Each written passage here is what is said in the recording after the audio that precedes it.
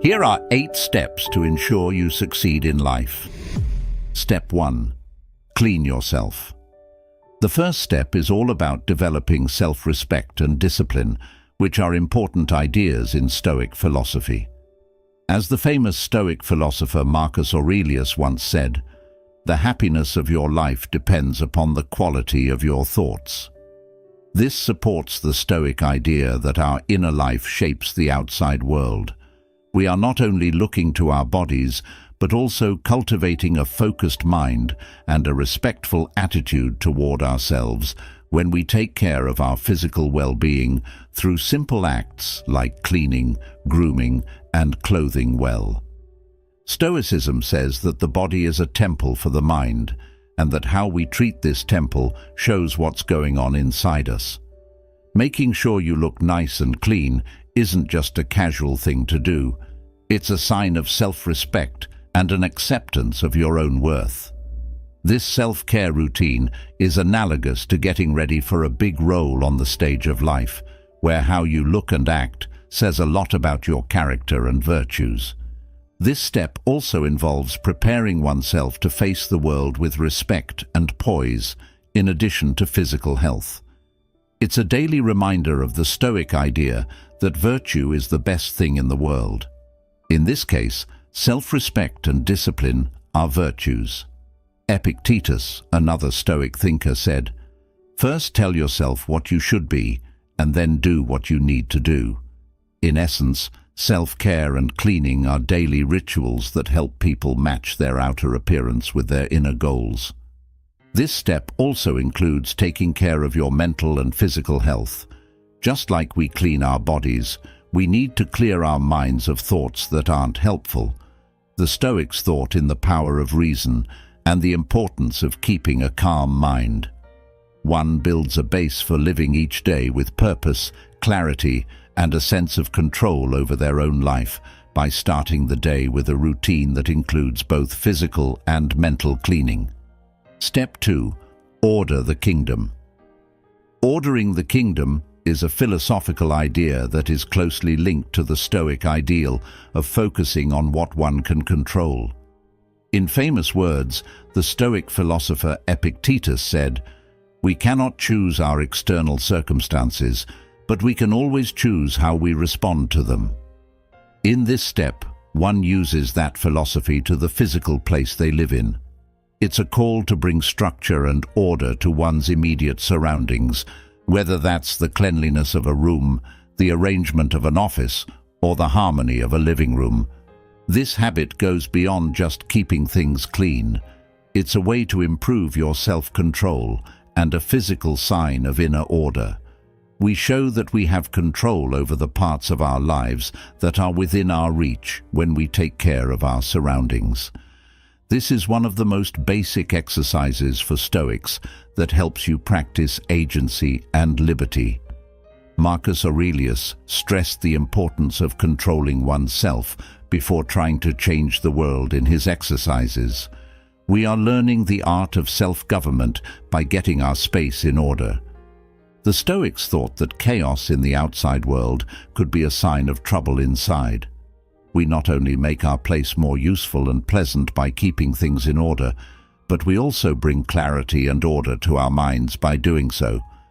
By creating a safe space where peace and order rule, this step helps create a mindset that allows for clear thinking and action.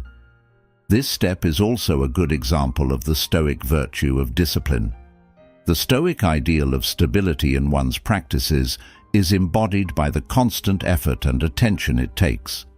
It's not just a one-time cleanup, it's about making a system of order that will last. This is in line with how Stoic practice is ongoing. Step 3. Go out there. Venture forth is a Stoic phrase that means to interact with the world and do what you're supposed to do in social situations. True happiness is to enjoy the present without worrying about the future, wrote the Stoic philosopher Seneca. This step is a reminder to go out into the world, not just physically, but also mentally and emotionally, and enjoy what life has to offer. As part of teaching about living in harmony with nature, Stoicism stresses the importance of being a part of society. Being in touch with other people is an important part of living a full life. This step is about taking down the walls that keep you from being social and getting involved in your community. People are being asked to make friends, give back to society, and take part in the play that is life. Another thing this step is about is embracing the present and the chances it offers. Stoics thought that the present moment was important and that people should enjoy each day. By going out into the world, one follows the Stoic ideal of living in the present, noticing how beautiful it is, and taking part in life as it happens. This step also shows how the Stoics thought that people could improve their virtues through experiencing things in the real world. It's possible to practice and embrace virtues like courage, justice, temperance, and wisdom by dealing with a wide range of situations, people, and difficulties. One grows and changes as a Stoic by having these kinds of relationships and experiences. Step 4. Sweat. The Stoic idea of sweat represents the idea that good health and physical activity are necessary for a healthy mind and body. A famous Stoic teacher named Musonius Rufus said, "The body must be treated rigorously, for it is capable of being a valuable assistant in the pursuits of virtue." This is very similar to what we are talking about here. In this setting, exercise is a form of self-discipline and a road to virtue, not just a physical practice. It was clear to the Stoics that the mind and body were linked. A disciplined mind comes from a disciplined body and the other way around. Working out regularly is good for more than just your body. It can also help your mind and spirit. Teaching patience, resilience, and endurance are important skills for Stoics who want to live a good life. Building a routine and a commitment to physical health are also part of this step. Taking care of your body's health was an important part of the Stoic philosophy of living in harmony with nature. In line with the Stoic value of living in harmony with nature, regular physical exercise brings one into harmony with their natural state of being. This step also shows how the Stoic idea of control works. Many things in our lives are out of our control, but we can change how our bodies work. Getting exercise shows that we are taking charge of our lives and won't let life's problems control us. Step 5. Keep an eye on your money. A Stoic philosophy of living simply and paying attention to one's wants and needs is reflected in the saying, "Monitor thy treasury."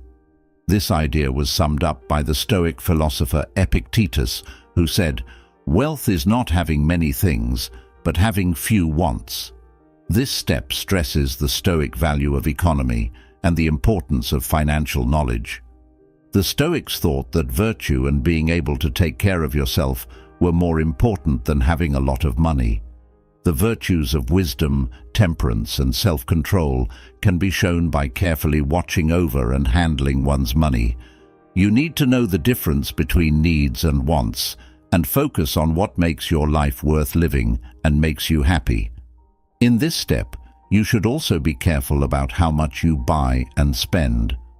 The Stoics warned people about the dangers of shopping and the never-ending search for things. They fought for a way of life in which happiness isn't based on money, but on virtues and logical satisfaction inside. This step also supports financial discipline as a way to take control of one's life. People think that being financially free and secure is a good way to live a good life, without the worries and demands that money problems can bring. Step 6. Take the hooks off.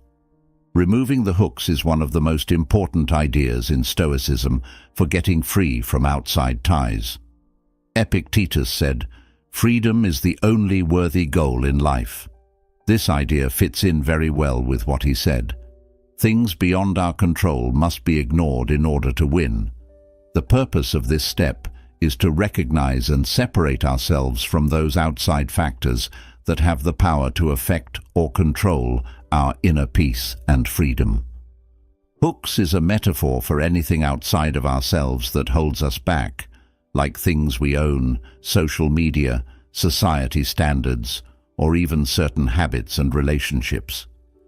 There are things that we can't control that can pull us away from the road of virtue and personal growth.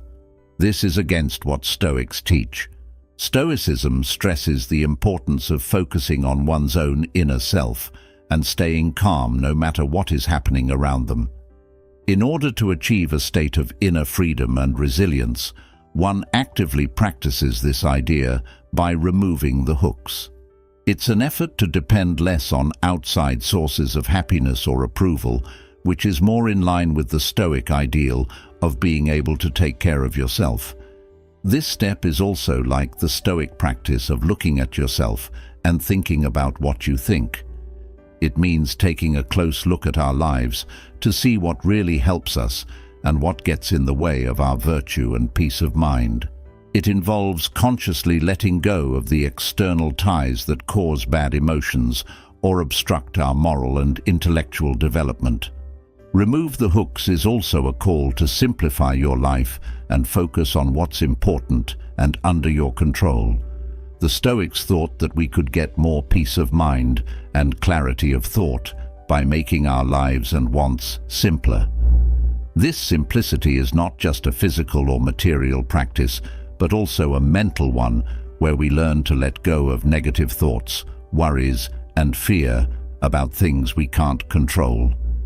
In essence, this step is about cultivating inner power and liberty and freeing oneself from outside influences that can affect our emotions and choices.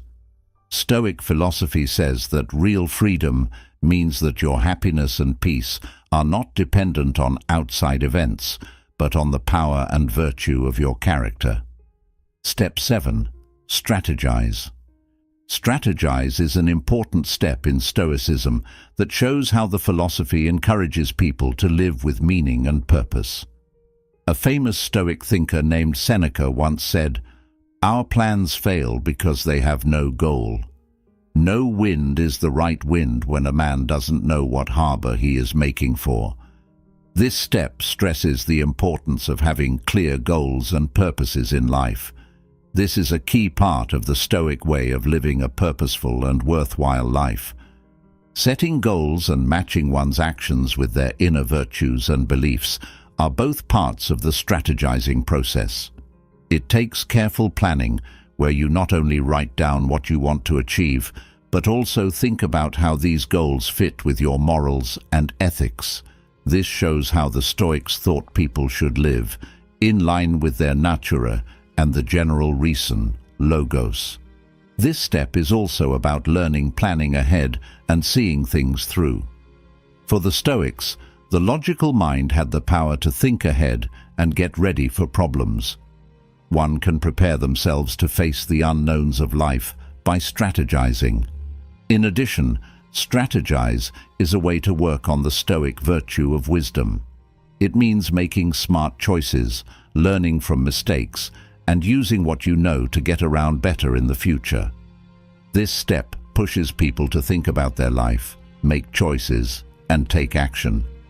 To sum up, strategize is a call to live a life full of purpose and planned activity. It involves creating a life plan that is in harmony with one's highest values and virtues and working hard to make that plan a reality. The Stoic way of living says that everything you do and decide is a step toward a clear goal.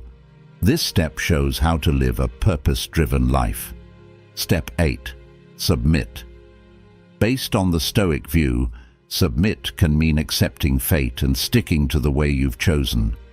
Marcus Aurelius, the Stoic ruler and philosopher, said it so well: "Accept the things that fate binds you, and love the people that fate brings you together, but do it with all your heart."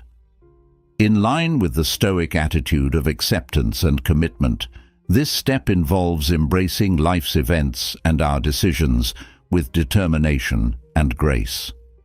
This step is not giving up and letting fate happen. It is actively accepting what life is like. Being aware of what we can control and what we can't, and fully committing to the actions and decisions we can control are part of this. This is in line with the Stoic idea that we should focus on our own feelings and actions instead of what is happening around us. Submit also shows courage, which is a Stoic virtue.